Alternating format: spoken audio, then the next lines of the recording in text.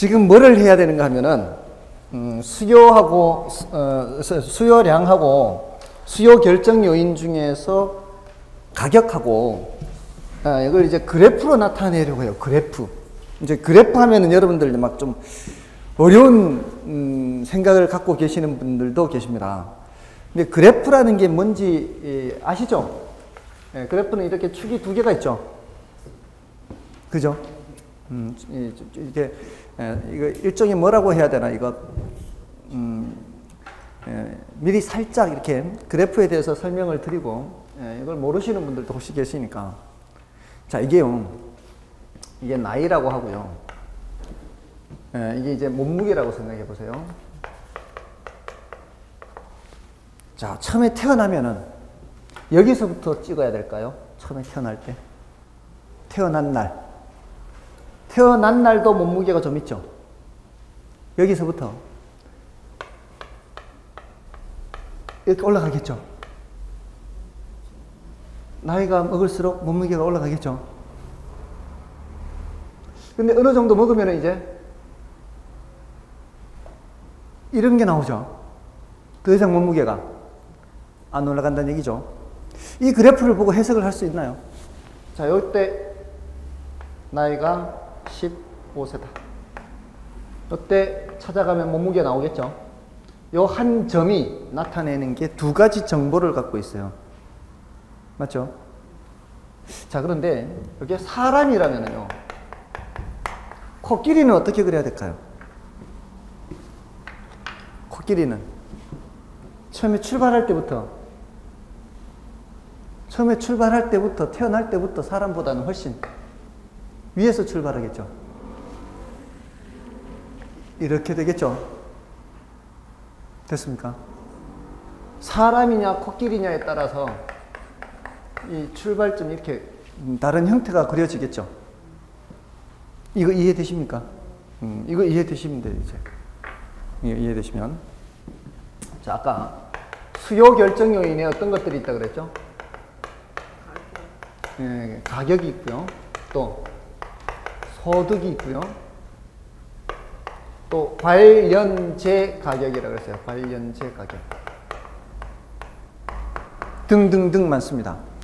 근데 일단 얘네들은 남겨놓고요. 왜냐하면 소득 한순간에 바뀌는 거 아니거든요. 소득이 변하는 속도하고요. 가격이 변하는 속도하고 변하는 빈도라고 해야 되나요? 어떤 게 훨씬 자주 변해요? 가격이 훨씬 자주 변하죠. 이거는 짧은 시간에 그렇게 크게 변하는 것들이 아니에요. 물론 이거는 짧은 시간에도 변할 수가 있어요.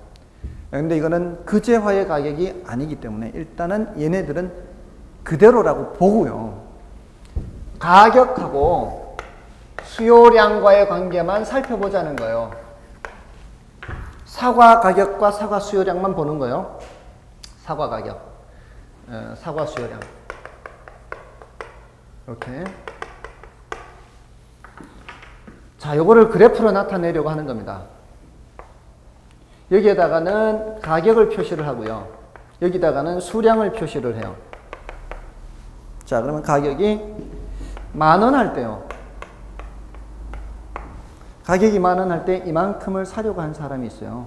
이게 이 길이가 사고자 하는 수량이에요. 이 길이가 2에 2. 예를 들어서 여기 내려오면은 쭉 내려오면은 2. 두 상자를 사려고 해요. 10,000원 할 때는 두 상자를 사려고 한다는 뜻이에요. 가격이 5,000원으로 하락하면 어떻게 하려고 할까요? 더 많이 사려고 하겠죠. 그것을 길이로 나타내면 이런 식으로 더 늘어나겠죠. 이 길이에서 이 길이로 늘어날 겁니다. 아이고. 자, 그런데 이번에는 가격이 올라간다면 사려고 하는 양이 어떻게 될까요? 15,000원으로. 15,000원으로 올라간다면 사려고 하는 양이 더 줄어들겠죠. 자, 이런 식으로 뭐 한 상자가 될 수도 있고요. 세 상자가 될 수도 있고. 자, 그러면 이 사이사이에도 많은 가격이 있다고 치고요. 무수히 쪼갠 수량으로 살 수 있다고 친다면 가격이 하락하면은 조금은 더 많이 사려고 하겠죠. 그 끝점들을 연결해서 이렇게 있는 거예요. 그 끝점들을. 어떻습니까? 그을 수 있겠죠? 자, 그 끝점들을 연결해서 이으면 이런 선이 나옵니다. 요 선을 수요곡선이라고 얘기합니다. 수요곡선. 예전에 배운 적 있죠? 고등학교 때. 제가 지나친 질문을 했죠. 지난주에 거도 보통 잘 기억을 못 하는데 몇 년 전에 거, 몇십 년 전에 거를 물어서. 자, 어쨌든 자, 이게 맨 끝에 있는 점들 이렇게 하면은 자, 이제 보세요. 이 점을 하나를 알면은 무엇을 알 수 있을까요? 가격이 얼마일 때 얼마만큼 사려고 한다는 것을 알 수가 있는 겁니다. 이 점을 알면은 두 개를 알 수 있는 것처럼. 맞나요?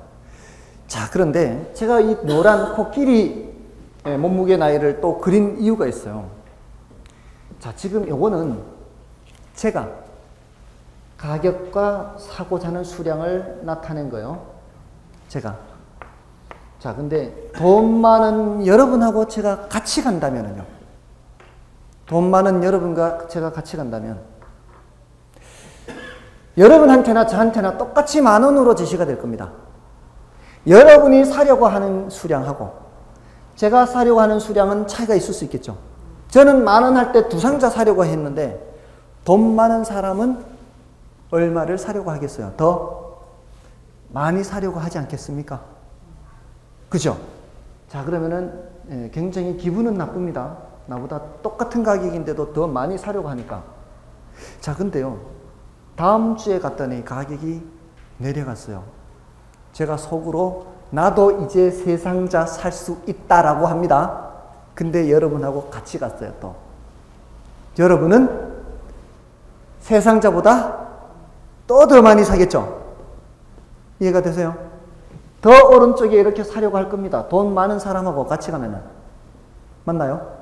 모든 가격 수준에서 돈 적은 사람이 사려고 하는 것보다는 돈 많은 사람이 사려고 하는 게 더 많게 될 가능성이 많죠. 이 점들을 이렇게 연결하면은 이것도 수요곡선입니다. 근데 이거는 누구의 수요곡선이에요?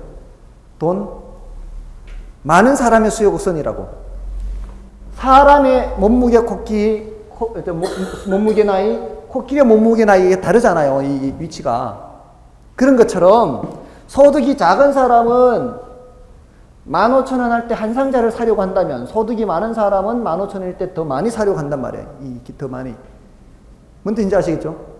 자, 그러니까 지금 조금 전에 이 소득 이게 변할 때도 여기에다 그래프로 나타낼 수가 있는 거예요. 그래프로.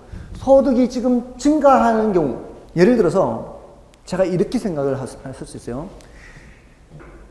제가 소득 수준이 지난달에 비해서 늘어났다라고도 생각할 수 있어요. 제 소득 수준이.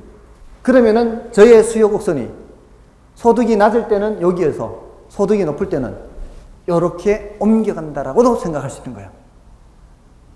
됐나요? 그러니까 소득이 달라지는 경우에는 수요곡선을 새로 그린다라고 생각하시면 돼요.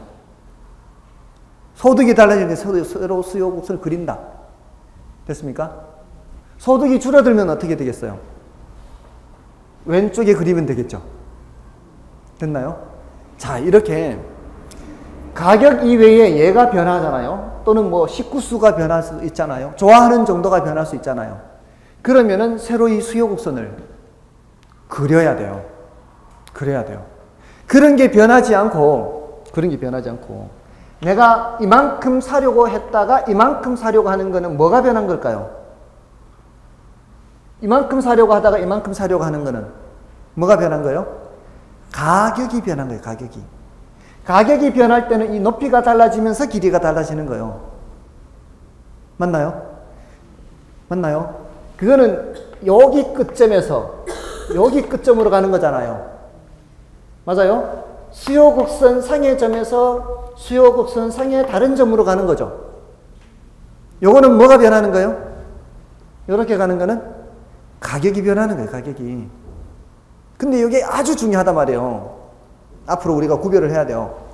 그러면 여기 수요하고자 하는 양에서 여기 수요하고자 하는 양으로 변하는 거. 요거 뭐가 변한 거예요? 요것도 가격이 변한 거예요. 높이가 바뀌면서 이렇게 여기에서 이렇게 가잖아요. 요건 뭐가 변하는 거라고요? 가격이 변하는 거라고요. 이거는 소득이 높을 경우에 가격이 변하는 거고요. 여기서는 소득이 낮을 경우에 가격이 변하는 거예요. 그러니까 공통점이 뭐예요? 가격이 변해서 수요하고자 하는 양이 변할 때는 같은 수요 곡선상에서 점으로 변화가 생긴다는 겁니다. 여기도 같은 수요 곡선상에서 점의 변화가 생긴다는 거예요. 됐나요? 뭐가 변했다고요? 점이 변했다고요. 근데 그 점이 변한 건 뭐가 변했다고요? 가격이 변했다고요. 근데 수요 곡선을 이렇게 새로 그렸죠? 그린 거는 가격이 변한 거예요? 아니에요. 얘가 변한 거예요. 얘가 지금 소득이 변해서 소득이 증가해서 더 오른쪽에 그린 거예요. 지금. 맞아요? 소득이 적을 때는 내가 이렇게 수요하려고 했었잖아요. 소득이 적을 때는 15,000원 하면 얼마 사려고 해요? 한 상자 사려고 해요. 10,000원 하면 얼마 사려고 해요? 2상자 사려고 해요. 5,000원 하면은 3상자 사려고. 여기 보세요. 그리는 건 중요하지 않아요. 소득이 낮을 때는 여기서 수요하려고 했지만 소득이 늘어났을 때는 노란 수요 곡선에서 수요하려고 하잖아요. 그러니까 이게 소득이 변한 거라고요. 소득이 변했을 때는 새로 수요 곡선을 반드시 그려야 된다는 거예요. 식구수가 늘어나도 마찬가지겠죠. 똑같은 가격이라도 더 많이 먹지 않겠습니까? 식구수가 늘어나도 어떻게 해요? 새로 이 수요 곡선을 그려야 돼요. 자, 이게 굉장히 중요한 거예요. 가격 이외의 요인이 변하는 거예요. 가격 이외의 요인이 변하면 반드시 뭐를 새로 그려야 된다고요? 수요 곡선을 새로 그려야 돼요. 아시겠죠? 근데 가격 이외의 요인이 변하지 않는다면, 가격만 변한다면은 새로운 수요 곡선 그려요, 안 그래요? 안 그리고요. 같은 수요 곡선 상에서 점의 변화로만 나타내야 되는 거예요. 높이가 바뀌면서. 됐나요? 여기서 이렇게 가는 거는 점으로 이동한 거요. 그럼 뭐가 변했다고요? 가격이 변했다고요. 자, 그래서 이거 굉장히 중요한데요. 자, 수요량 변화라는 용어가 있고요. 시험에 여러 번 질문했어요. 수요 변화라는 질문을 했어요. 이렇게. 수요량 변화와 수요 변화. 수요량 변화는 그 재화 가격이 변하는 거예요.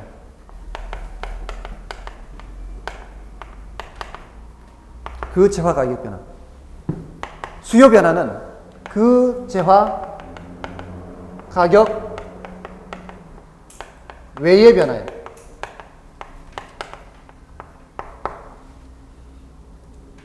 양자를 붙이느냐 안 붙이느냐예요. 차이가. 양자를 붙여서 나타내면은 뭐가 변하는 거예요? 그 재화의 가격이 변하는 거예요. 근데 그 재화의 가격이 변하는데 이거는 같은 수요 곡선 상에서 점의 변화로 나타나요. 점의 변화로. 근데 수요 변화는 선의 변화로 나타나요. 선의 변화. 점이 선 자체가 변하는 거예요. 선이. 선의 변화예요. 선의 변화. 자, 이거 암기하는 게 아닙니다. 암기하는 게 아니죠. 자, 보세요. 자, 여기서 수요 결정 요인이 많아요. 수요 결정이 많은데 여러 가지 중에 그 재화의 가격이 변할 때는 뭐라고 표현을 해준다고요, 우리가? 그 재화 가격이 변할 때는 수요량 변화라고 표현을 하고요. 이걸 구별을 해야 되는 이유가요. 앞으로는 이 그래프를 그리지 않더라도요. 제가 수요량 변화다 그러면 머릿속에 뭐를 그리면서요? 선상에서 점의 변화로 나타나. 아, 수요량 변화는 가격이 변했구나. 가격이 올랐든가 내렸든가 해서 변했구나. 이렇게 머릿속에 그려야 되는 거고요. 앞으로 제가 수요 변화입니다. 그러면 머릿속에 선을 오른쪽으로 나타내든가 또는 왼쪽에 나타내야 돼요. 아셨죠? 그리고 수요 변화는 가격이 변한 거예요. 가격 이외의 요인이 변한 거예요. 가격 이외의 요인이 변한 거예요. 예, 요거 굉장히 여러 번 질문했습니다. 예, 요게 굉장히 중요한 내용이고요. 여기까지가 되면 이제 일단락이 되는 거예요.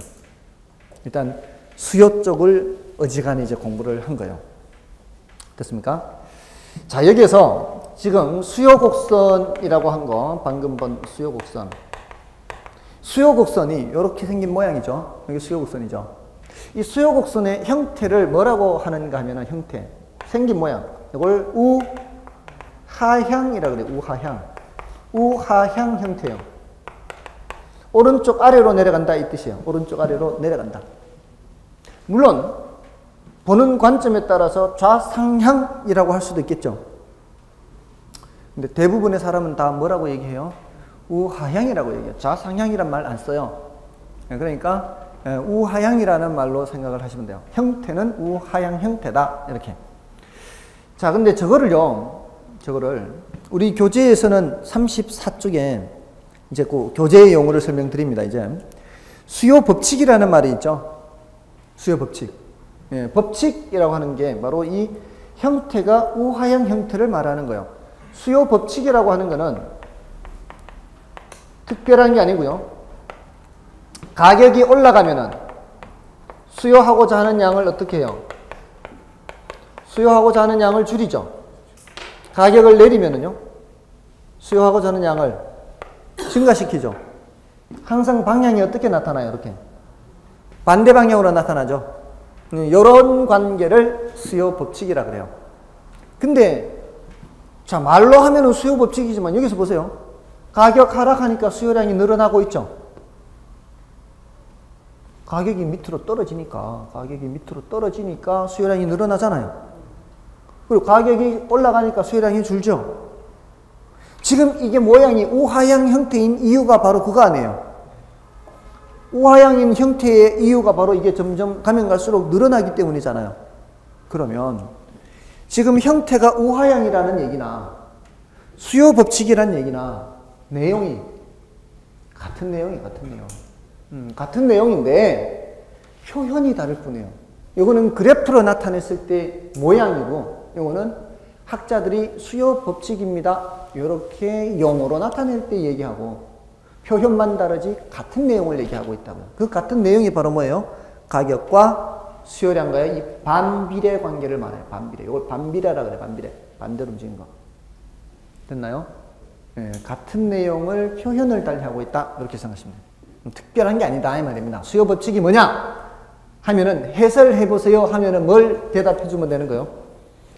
요거 대답해 주면 되는 거예요. 수요 법칙이 뭐예요? 그러면은 가격이 올라갈 때는 수요량이 줄어들고요.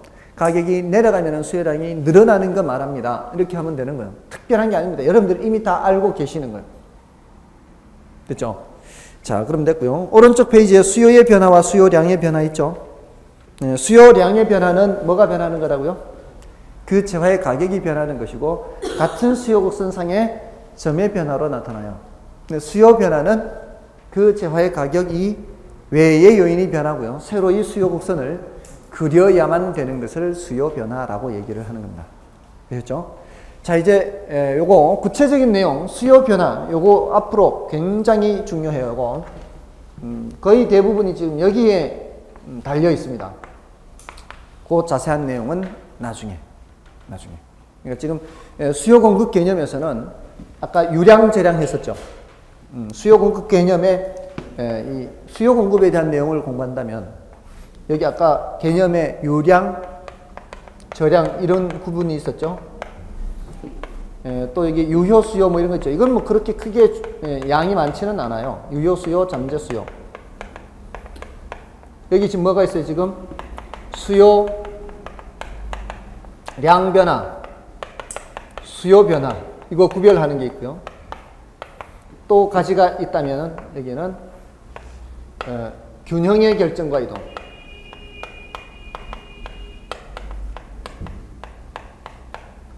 이런 내용들이요. 이런 게 이제 하나의 주제들입니다. 이런 식으로 정리하면 이제 수요 공급이 정리가 되는 거예요. 그러니까 앞으로 공부를 하실 때는 보통 우리 교재들이요. 이렇게 어떤 큰 타이틀이 있고 그 세부적인 내용들을 설명하고 잎사귀까지 다 설명하고 있잖아요. 책에서는. 근데 처음 받아들이실 때는 잎사귀까지 다 못 받아들입니다. 그러니까 커다란 줄기 어떤 내용들을 공부를 하는구나. 지금 이런 것들이 중요하구나. 이렇게 받아들이시면 되는 거예요. 그래서 이거 간단한 구별 정도 할 수 있다면 그러면 오늘 수업은 아주 최상으로 수업을 듣는 겁니다. 세부적인 것까지 다 얘기를 못해도. 아까 이거 유량은 어떤 걸 전제로 해서 측정한다고요? 일정 기간을 전제로 유량, 흐를 유자. 저량은 시점. 우리 왜 저수지 할 때 그 저자가 이 저자거든요. 저수지에 저수된 양은 시점에 따라서 달라질 수 있잖아요. 저축할 때 그 저자가 다 이 같은 저자입니다. 그다음에 유효 수요, 잠재 수요. 구매 의사와 지불 능력이 다 있으면 유효. 의사만 있고 능력 없으면은 잠재. 자, 이 수요량 변화는 그 재화의 가격이 변하는 거고, 수요 변화는 그 재화의 가격이 외의 요인이 변하는데 아주 중요한 차이가 있다 그랬죠. 이거는 같은 수요 곡선상의 점의 변화로 나타나게 되고, 얘는 수요 곡선 자체를 새로 그려야 되고, 가격 이 외의 요인이 변했을 때는 반드시 그렇게. 다음에 이제 균형의 결정과 이동을 이제 하는 거예요. 그래서 지금 수요 개념을 들어와서 수요 개념을 공부했고요. 그다음에 유량 저량을 공부했잖아요. 유량 저량. 요거는 이제 뭐 유효수 이런 거 포함해서 유량 저량, 유효수요, 잠재수요 이렇게 했고요. 그다음에 아까 수요량, 수요 결정 요인 이런 거 했잖아요. 그러면서 지금 수요량 변화, 수요량 변화, 수요 변화. 자, 이거를 했고요. 자, 그럼 공급을 얘기를 하자면요. 공급도 똑같이 얘기를 할 수 있겠죠. 공급도 이제 유량, 저량으로 얘기를 할 수 있고요. 유효 공급, 잠재 공급 할 수가 있어요. 뭐 이렇게 할 수 있는데 이쪽은 중요도가 이거보다 훨씬 낮아요. 이렇게 개념상 얘기는 할 수 있지만 여기도 공급 양 변화, 공급 변화 이렇게 나타낼 수가 있거든요. 똑같이 대칭적이에요. 그러니까 이쪽 하나를 잘하면은요, 나머지는 할 것이 없어요, 사실은. 자, 이쪽을 하고서 그러면 자, 수요에 대해서도 공부했잖아요. 공급에 대해서도 공부했잖아요. 그럼 이제 양쪽 시장에 등장하는 수요자들과 공급자들을 다 이제 했잖아요. 그 다음에는 뭐를 하는 거예요? 균형이라는 걸 공부하는 거예요. 균형. 그 균형을 하기 전에 균형. 그 전에 요거 근데 지금 앉아 계시는 게 참을 만합니까? 야간반 분들은 이제 가장 걱정이 뭔가 하면 일하다 오시기 때문에 이 자리만 대피다 갈 가능성이 많아요. 그게 제일 문제예요. 이 자리는 따끈따끈하게 대펴놓고 머리는 아무것도 들어간 것이 없이 이렇게 가는 게 이제 제일 골치가 아픕니다. 그러면 아무 의미가 없어요. 앉아있는 시간이. 그래서 앉아있는 동안은 정신을 바짝 차려가지고 들어야 돼요. 모든 걸 다 들으라는 의미가 아니고요. 중요한 것만 몇 가지 건져서 같이 간다. 이렇게 생각하셔야 돼요. 모든 걸 다 들으려고 하면은 오히려 하나도 생각이 안 날 수 있어요. 자, 어쨌든 지금 이 공급 개념에서도 마찬가지. 아까 공급은 일정 기간 동안 여러분들이 이제 한번 읊어보십시오. 이제 아까 수요는 아까 일정 기간 동안 구매하고자 하는 욕구 있잖아요. 그럼 여기서는 어떻게 하면 될까요? 판매하고자 하는 욕구. 판매하고자 이거도 하고자 하는 한 것이 아니고요. 앞으로 하려고 하는 것. 요렇게 나타나면 되겠죠. 요거 무슨 개념? 원칙. 유량 개념 원칙. 예외적으로 저량 개념 한다 그랬죠. 원칙적으로 유량 개념으로 하고 예외적으로 저량 개념. 판매하고자 하는 팔았다는 얘기가 팔려고 하는 거예요. 팔려고 하는. 욕구하면은 잠재 공급, 유효 공급. 유효 공급이라는 유효 공급. 능력도 있고. 뭐 더 이상 할 거 없어요. 대칭적이기 때문에. 공급량 하면 뭘까요? 공급량 하면은 아까 수요량 했잖아요. 수요량은 수요의 크기를 수량으로 나타낸 거죠. 이거는 공급의 크기를 수량으로 나타낸 것 이렇게 하면 돼요. 수량으로.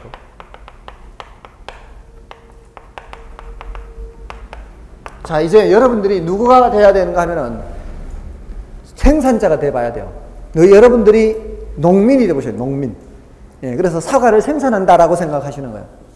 자, 그랬을 때 사과를 생산하는 농민이 사과 공급량을 결정할 때 뭘 보고 결정할까요? 당연히 가격 보는 거죠. 가격이 좋으면은 더 많이 생산하겠죠. 그래서 공급 결정 요인이라는 게 있다는 거예요. 공급 결정 요인. 여기에 사과 공급량 하면은 무슨 수요, 무슨 가격? 사과 가격이 중요하다 이 말이에요. 사과 가격. 이 가격이 올라가면은 생산자들이 더 많이 생산할까요? 덜 생산할까요? 많이 생산했죠. 뭐 질문해봐요. 뭐. 수요는 아까 어땠어요? 수요는 가격이 올라가면 수요량을 줄였잖아요. 근데 이제 공급자들은 가격이 올라가면 공급량을 늘립니다. 자, 그걸 잘 기억을 해 두시고요. 자, 그러면 농민의 소득이 늘어나는 거하고 사과 생산하는 거하고 관계가 있을까요?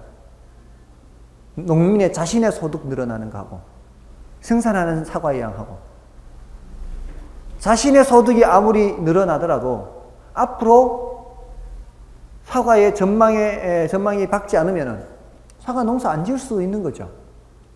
다른 걸로도 돌릴 수도 있잖아요. 자신의 소득하고 생산량하고는 관계가 없어요. 그럼 꼭 사과만 있나요? 예를 들어서 TV를 생산하는 사람이 자신의 소득이 늘어난다고 TV 생산을 늘리느냐? 반드시 그건 아니에요. 그래서 이 소득이라고 하는 놈 있죠. 저기 이 소득이라고 하는 놈은 수요에만 영향을 미치지 공급에는 영향을 미치지 않는다는 거예요. 그래서 이 가격 이외에는요, 저기 수요 결정 요인하고 공급 결정 요인하고 겹치는 게 별로 없어요.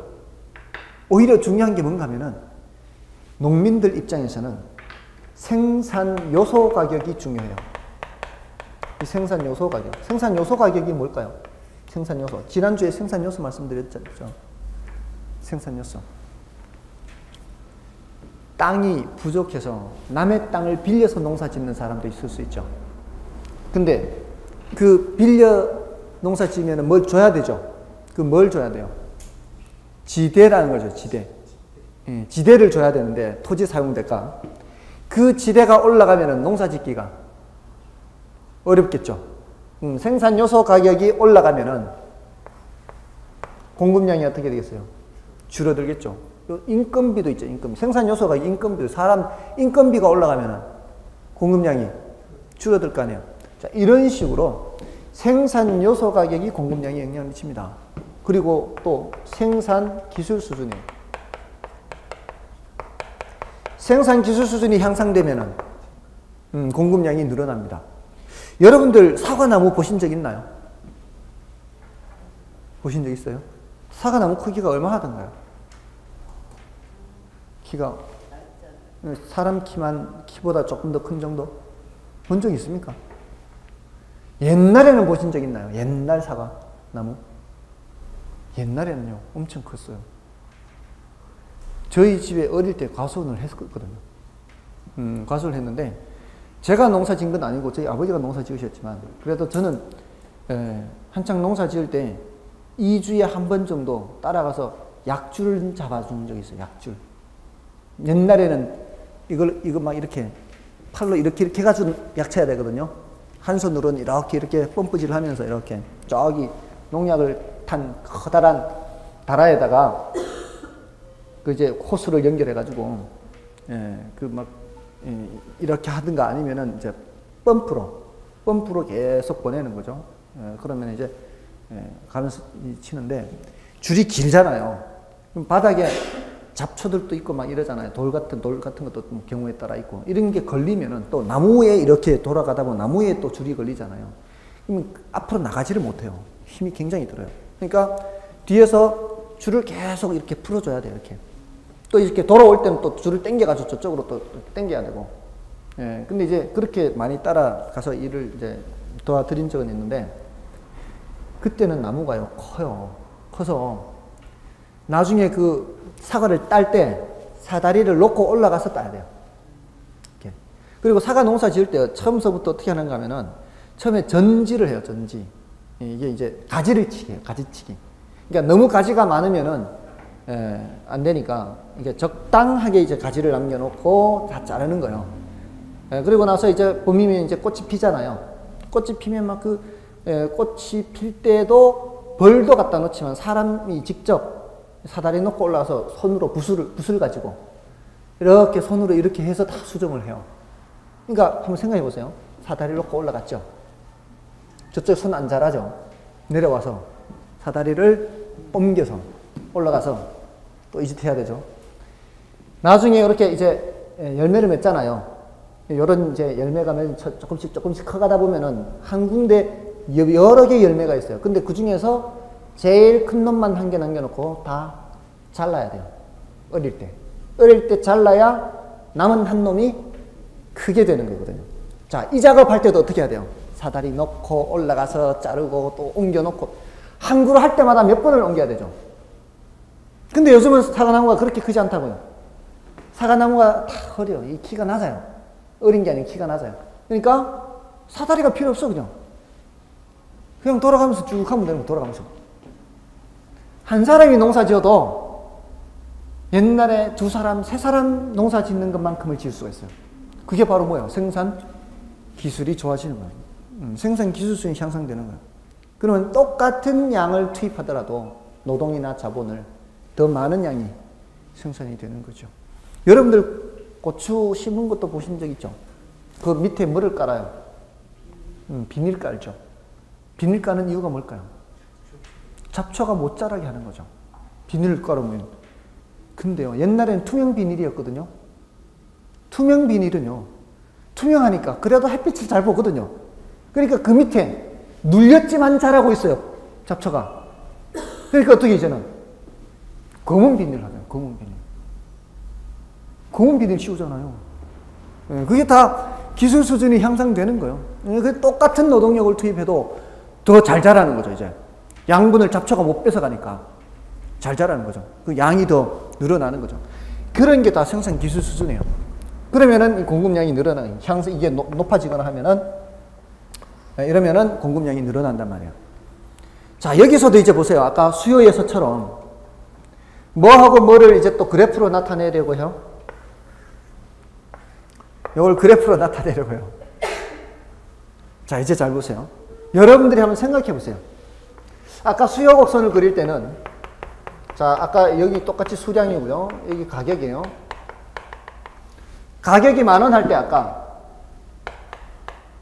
수요하고자 하는 양, 수량을 나타냈죠.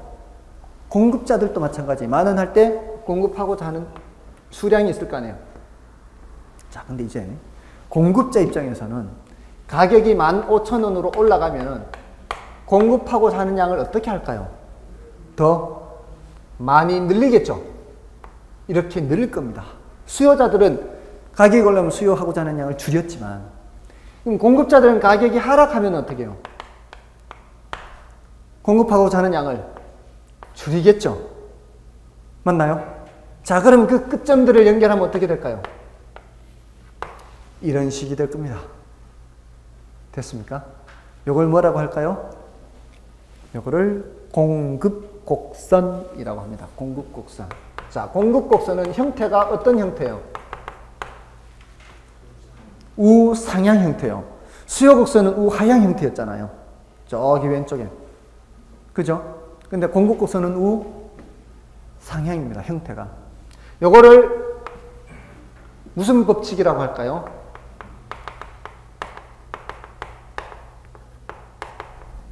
요거를 공급법칙이라고 하는 겁니다. 공급법칙은 가격이 올라가면은 공급량이 증가하고요. 가격이 내려가면 공급량이 감소하는 것을 말하는 겁니다. 그거를 공급법칙이라고 그래요. 자, 대칭적이죠, 이게. 수요곡선, 공급곡선. 자, 그럼 여기서도 작년에는 비닐을 안 씌운 채로 만약에 생산을 했다면, 올해는 비닐을 씌운 채로 생산을 하면은 똑같은 가격이라도, 여기 보세요. 똑같은 가격이라도 더 많은 양 생산할 거 아니에요. 맞아요? 작년에 이만큼 생산했던 거는 가격이 얼마 되지 않아서 돈이 안 되니까 생산하는 사람이 많이 줄었어요. 근데 이거는 비닐을 덮기 전이었다고 치고요.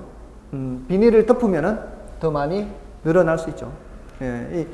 비닐은 뭐 고추 농사 지을 때 말씀드렸지만, 이 사과 농사 지을 때는 요즘은 은박지를 깔아요, 밑에. 밑에 은박지를 깔아요. 왜 깔까요? 빛을 반사해서 아랫부분도 색깔이 이쁘게 들게. 위에서 햇빛을 받으니까 색깔의 윗부분이 이쁘잖아요. 이렇게 밑부분은 약간 초록빛이 나잖아요. 밑에다 은박지를 깔면은 태양빛을 반사해서 아랫부분도 색깔이 이쁘게 들게 하려고. 그거 다 기술이에요, 이게. 처음 드셨어요? 시골 가다보면은 사과나무 밑에 은박지를 깔아놨어요. 그리고 포도 같은 경우에도 이렇게 깔아놔요, 포도. 포도 이 밑에다가 깔아놔요. 밑에서 받아서 올라가려고. 여담이지만 여러분들 사과가 이렇게 있잖아요. 사과가 이렇게 있으면 여기 꼭지고요. 꼭지 있는 데고. 이쪽 부분이 더 맛있을까요? 이쪽 부분이 더 맛있을까요? 아니면 맛이 똑같을까요? 위에 부분? 1번, 2번, 1번, 2번 똑같다. 3번.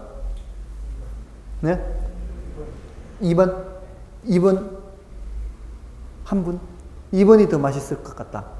아래 약간 초록빛 나는 부분.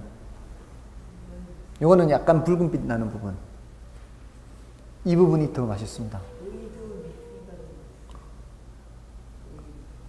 그렇죠. 오이도 밑이 더 맛있죠. 위가 약간 쓴맛 나잖아요. 위로 올라가면은. 예. 그런 과일은 대부분이 그래요. 밑이 더 맛있어요. 당도가 더 높습니다. 그래서 저는 모르는 사람이 저하고 같이 사과를 먹을 때는 반을 이렇게 잘라요. 이렇게. 이렇게 잘라서 밑은 제가 먹고 위를 줍니다. 위를. 왜 그렇게 자르는지 모르겠죠. 저는 아니까. 이게 사과만 그런 게 아니에요. 배도 그래요. 배도. 네, 배도 그래요. 포도도 그래요. 맞아요. 포도도 저도 그러니까 꼭지가 있잖아요. 이렇게 꼭지에 있는 과일은 다 그래요. 그래서 포도를 넣고 보통 같이 먹잖아요. 전 밑부터 먹어요. 밑부터. 여러분들도 한번 드셔보세요. 이렇게 잘라서 진짜 당도가 다르다니까요. 확 달라요. 확. 같은 사과인데 확 달라요. 어쨌든 제가 사과를 좋아하기 때문에 아는 거예요. 사과를 제가 초등학교 6학년 때부터 깎아 먹었거든요. 그전에는 그냥 먹었는데. 왜냐하면 우리 집에 이 농약 많이 치는 걸 내가 눈으로 봤으니까. 2주에 한 번씩 칩니다, 농약을. 2주에 한 번씩 치니까 얼마나 많이 칩니까, 그거를. 그러니까 그다음부터 이게 제가 깎아 먹기 시작했거든요. 이 깎아 먹으면, 이 사과, 어떤 때는 동생하고 같이 깎아 먹으면 이 칼이 쉴 틈이 없어요. 깎는 동안에 다 먹어버려요. 한 개를. 그러니까 앉은 자리에서 몇 개씩 먹었으니까, 그 당시에는. 정말 근데 사과가 참 맛있었어요, 어릴 때. 근데 요즘은 그렇게 맛있는 사과를 참 찾기가 힘들어요. 1년에 10상자를 먹으면 한두 상자 그런 거를 만나기가 힘들어요. 아주 맛있어요. 어쨌든 사과에 대해서는 전문가예요. 사과 씨도 몇 개인지 알고요. 여러분 사과 씨앗이 몇 개인지 잘 모르시죠? 사과 씨앗은 10개입니다. 씨방이 5개 있어요. 저는 사과를 분해하듯이 먹거든요. 분해하듯이 먹으면 이 속에 씨방이 이렇게 5개가 있고요. 방 하나당 씨앗이 2개씩 있어요. 그래서 사과 씨앗이 모두 10개입니다. 근데 사과 씨앗이 옛날에는 굉장히 쓰고 매웠는데 요즘은 안 써요. 아, 그래요? 네. 사과 씨앗도 드시나 보네요. 네, 지금 처음 씨앗 드시는 분은 처음 봤습니다. 아무리 저는 사과를 좋아해도 사과 씨앗까지는 안 먹습니다. 자, 어쨌든 지금 이렇게 했는데요. 지금 생산 기술 수준이 향상됐을 때는 어떻습니까? 똑같은 가격이라 해도 더 많이 생산할 수 있잖아요. 그러니까 이게 이렇게 여기까지 오는 거예요. 같은 가격이라 해도 더 많은 양을 생산하는 거예요. 그러면 이 끝을 연결하면은 이거는 또 새로운 공급곡선이 그려지죠. 이거는 어떤 경우에 공급곡선이에요? 생산 기술 수준이 향상됐을 때 공급곡선이에요. 요거는요, 생산 기술 수준이 향상되기 전에 공급곡선이에요. 지금 요거 얘기하고 있거든요. 기술 수준이. 그 재화의 가격이에요. 그 재화의 가격 외의 요인이에요. 그 재화의 가격 외의 요인이에요. 아까 수요에서 얘기했던 거하고 똑같은 구조예요. 그러니까 그 재화의 가격 외의 요인이 변하면 수요에서든 공급에서든 새로 이 선을 그려야 된다는 거예요. 반드시. 근데 그게 오른쪽에 그려지느냐, 왼쪽에 그려지느냐, 이것만 이제 판단하면 되는 거죠. 자, 수요에서도 그랬잖아요. 자, 이쪽으로 와보실까요? 수요에서도 지금 이렇게 세로 그린 이유가 뭐였어요? 아까 소득이 바뀌거나 하는 거였죠. 식구수가 바뀌거나. 그러니까 그 재화의 가격이 변할 때는 이거 세로 그리지 않는 거예요. 그냥 여기서 이렇게 변하거나 여기서 이렇게 변하는 거죠. 가격이 변할 때는. 근데 그 재화의 가격 외의 요인이 변하니까 세로 이 선을 그렸잖아요. 그거하고 똑같은 거예요. 저기서도. 그 재화의 가격이 변해서 공급하고자 하는 양이 변할 때는 같은 공급곡선상에서 점의 변화로 나타나요. 근데 기술 수준이 향상되거나 또는 여기에 이런 생산 요소 가격이 변하거나 하면은 새로이 공급곡선을 그려야 된다는 거죠. 자, 요걸 우리는 이제 앞으로 뭐라고 표현해요? 공급 양 변화. 또 뭐요? 공급 변화. 이렇게. 됐습니까? 공급 양 변화는 뭐가 변한다고요? 그 재화의 가격이 변한 그 재화 가격. 다른 재화 가격 아니에요. 그 재화 가격이에요. 그 재화 가격의 변화고요. 이것도 무슨 변화요? 선의 변화예요? 점의 변화요? 이것도 점의 변화예요. 점의 변화. 여러분들 그 앞으로 1년간요. 어쩌면은 수업만 잘 들어도요. 합격할 수 있습니다. 혹시 지난주에 밴드 가입하신 분 누구죠? 지난주 밴드 가입하신 분. 다른 분 안 계시나요? 한 분 더 계시는데. 두 분이었는데. 네? 인터넷으로. 바꾸셨다고요? 어쨌든, 그 밴드에, 원래 올린 글들 좀 읽어보셨습니까? 밴드에 올린 글들. 거기에 야간반 분인데, 수업만 들었다고. 따로 복습할 시간도 없으니까, 수업만 열심히 들었다고. 근데 90점 나왔다고. 90점. 그러니까, 1, 2월, 3, 4월, 5, 6월 잘 몰라도요, 꾸준히 들으십시오. 들으시면, 직장생활 하시는 분들이 특히 공부할 시간이 없잖아요. 그런 분들은 듣기만 해도요, 처음에는 이게, 들어가지고 따로 내 스스로 공부를 하지 않으면은 사실 내 것이 되지가 않아요. 스스로 공부하는 시간이 좀 필요하거든요. 근데 자꾸 듣게 되면은요, 이해가 되거든요. 그다음부터는.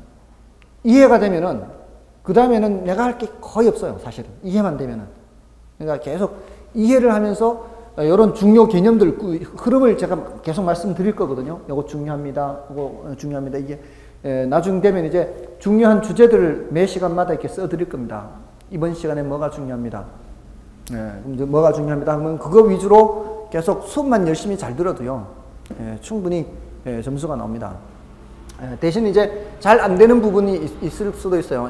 어떤 분들은 꼭 이 수요 공급을 어려워하는 분들이 또 계세요. 어떤 분들은 또 투자론에 가면 어려워하는 분들이 계세요. 이 어려워하는 그 파트가 있어요. 그런 부분은 내년 5, 6월 되기 전에, 5, 6월이 지나기 전에 저한테 따로 그런 부분들을 많이 질문을 하셔야 돼요. 물론 그 5, 6월이 지나도요, 점수는 그 이후에 많이 올라갑니다. 원래 5, 6월이 됐는데도 지금 저 녀석이 지금 아무래도 모르는 것 같다, 이런 느낌이 드는 녀석이 있었어요. 20대 젊은 녀석인데, 근데 그 녀석이 7, 8월 달까지도 잘 몰랐거든요. 이 눈치가. 근데 7, 8월 달 지나면서 좀 자기가 좀 해야 되겠다 이렇게 마음을 먹었는지 9월 동형 모의고사라는 게 있어요. 40문제씩. 그거 하면서 점수가 싹 올라간 거예요. 그래서 1차 합격하기도 힘든 녀석이다, 저 녀석은. 눈치가. 그랬는데요, 2차를 1차, 2차 포함해서 평균 70점이 넘었어요. 마지막 한 달 보름, 그 사이에 쫙 올라간 거예요, 성적이. 그래서 대체로 그런 사람들은 어떤 사람들이 하면은 끝까지 학원을 지킨 사람들, 학원의 프로그램 따라 온 사람들, 이런 사람들은 합격할 확률이 훨씬 높아요. 근데 중간에 이제 힘든다고, 잘 모른다고 손 놨다가 다시 또 뒤늦게 또 한다, 이러면 안 되는 거예요. 손 넣는 그 시기에 완전히 그냥 후퇴를 해버리기 때문에 다시 끌어올리기가 굉장히 어려워요. 그런 사람들 거의 안 됐어요, 원래. 중간에 슬럼프에 빠져서 저거 한다거나 외도를 한다거나 외도라는 게 이제 딴짓 하는 거죠. 공부 안 하고. 그런 분들은 거의 다 안 됐어요. 꾸준히 따라오신 분들은 거의 다 합격했어요. 하여간 꾸준히 따라오시면 돼요. 그리고 공급 변화는 그 재화 가격 외의 변화라 그랬죠. 외의 변화. 이거는 무슨 변화? 선의 변화. 공급 곡선을 새로 그려야 된다는 거죠.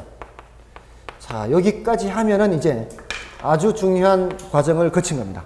자, 이렇게 선이 변하는 거 공급 변화, 점이 변하는 거 공급량 변화. 여기서도 선이 변하는 거는 수요 변화, 점이 변하는 것은 수요량 변화. 자, 이렇게 아주 중요한 개념을 공부했습니다. 좀 쉬고요. 뒤에 나머지 내용들을 좀 설명을 드리겠습니다.